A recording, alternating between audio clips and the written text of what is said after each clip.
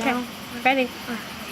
I'm Lucas Crone, and I just played Zuko in Avatar: The Last Airbender with John Diamond as our sort of leader, director thing. And tell me more about how it felt being like Zuko tonight. It's sort of like,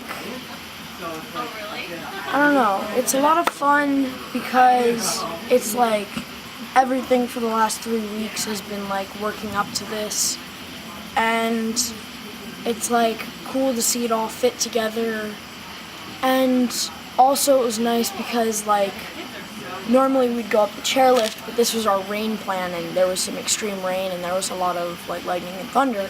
So some of the scenes that would have been in the aerial park and by the pond and in the parking lot, they were right in the lodge right over there.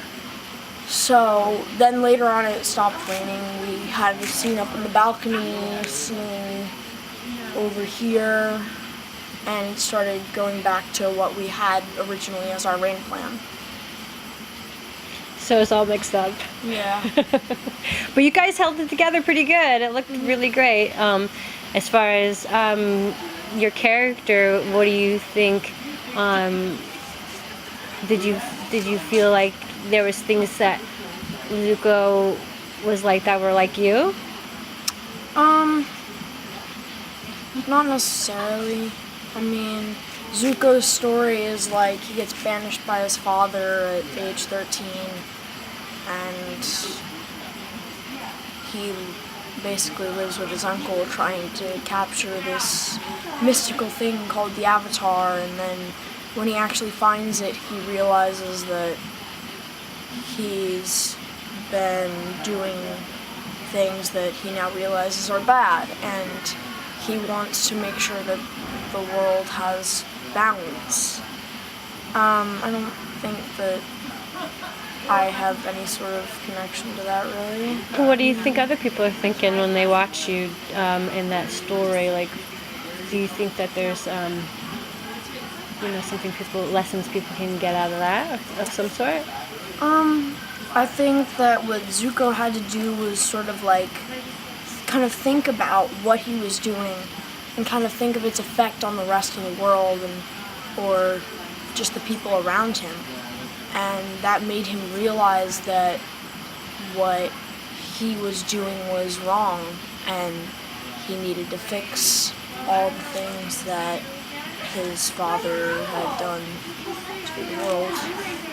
And so I think people can get from that, like, the idea of writing themselves in, like, say, like, a wrong situation, and they can realize that there's usually a different way that they can make it better. How? Well, Zuko did that by joining the people who were supposedly the good guys, and I think that people could sort of join forces with all of the organizations like Hilltown Youth that has the recovery intensive, and that lasts 2 weeks, and it's for people suffering from opioid addiction, anxiety, depression.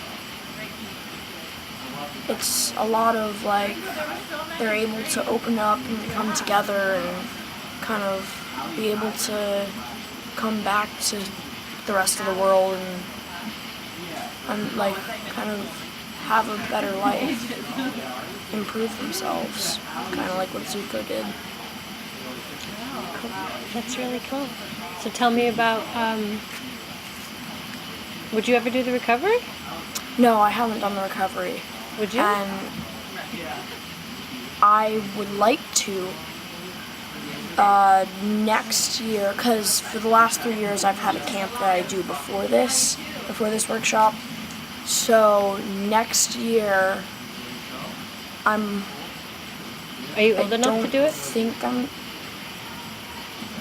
could Next be 11. year I'm gonna be 13. Oh yeah, you could. Yeah. So I think So I what do can you, help out around. I have a question. I have two questions actually. One is that if you were going to talk to a kid your age that doesn't know anything about the Hilltown Youth, and they might have maybe some benefit to know about the program, what would you say to somebody like that? Like, how would you get them to open up to the idea of what it is? Well, first off, I would say that they could, like, that a lot of the stuff that John does for us is, like, very open to everyone. It's not something specific to every single person. Anyone can come and say that they have this that they want to change, and John can work with them on that. There are plenty of people who are, I know there are multiple transgender people in the camp and in the workshop. It's nice to work with them to, like, understand their change and let them open up to the rest of us. And then there are definitely, like, a lot of situations where I've seen people, like, from Peter Pan. I remember seeing a couple people definitely last year when we did Shakespeare, and, like, Remick was always very quiet, but now he's definitely opened up to the rest of us. He's a lot more social, he's a lot more social than he was last year, and it's cool to see people change and kind of be happy with themselves.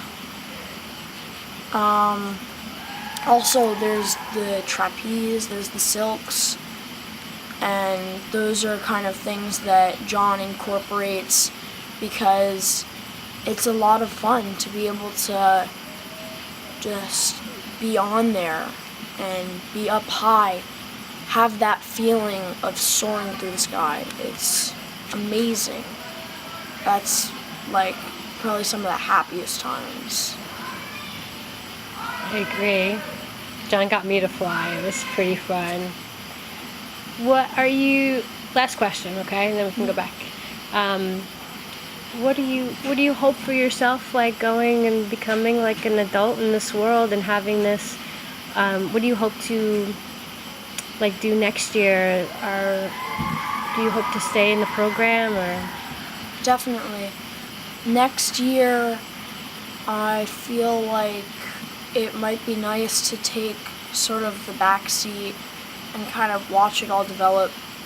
And because this year and last year I had bigger parts, and so I think it would just be cool to see it all come together, because my first year I had a smaller part, but I was 10 years old and I wasn't really like, oh, it's cool how such and such came together with this so that all that worked out and it flowed right through.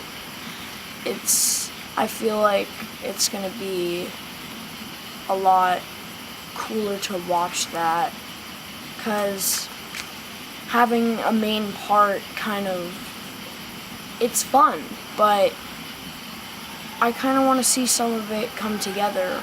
And I think you mean you want to help some of it come together, because you don't seem like a kind of person that would just kind of sit and watch. You'd probably be wanting to be a part of how it comes together more, is what I'm instead assuming. of being like one of the pieces, I'd rather be one of the things that, like, one of the people who could say, it would be cool if we could do this and make that work. Right. And is there anybody here that inspires you more than others, or? Definitely Zach. Why? Because Zach,